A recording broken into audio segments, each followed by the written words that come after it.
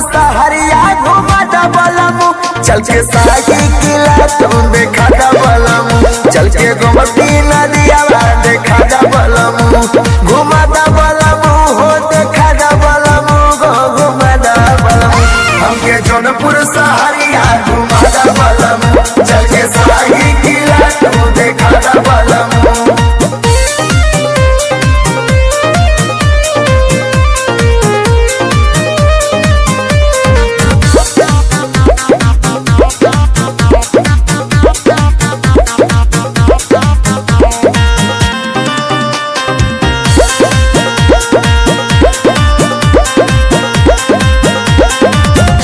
जौनपुर सहरिया में दुई गोट सनिया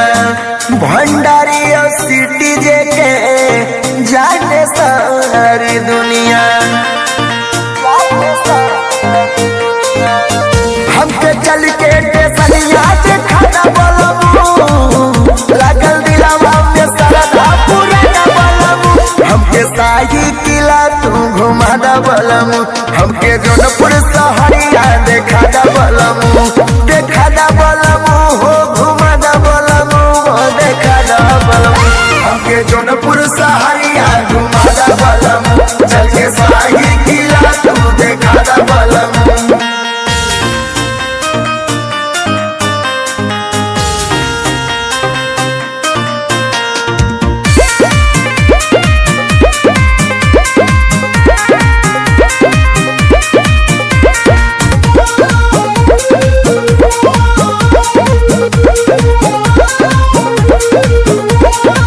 जौनपुर जिला में गो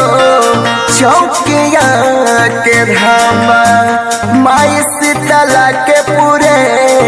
दुनिया में नामा, चल के सेनहुर टिकुलिया की नादा बलमु, लागल दिलावा में सरदा पुराना बलमु, हमके शाही किला तू देखा दा बलमु, चल के गोमती नदिया देखा दा बलमु, घुमा दा बलमु हो देखा दा बलमु हो घुमा दा बलमु, हमके जौनपुर सहरिया घुमा दा बलमु, चल के शाही किला तू देखा दा बलमु।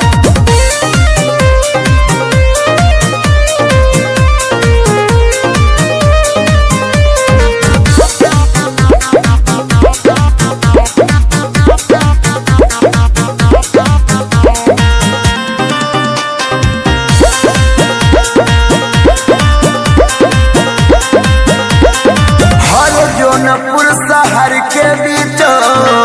बीच नदी गोमती, वही के बगलिया में बेमिसाल के मूर्ति, हमके चल के मूर्ति खिया दा जाऊ,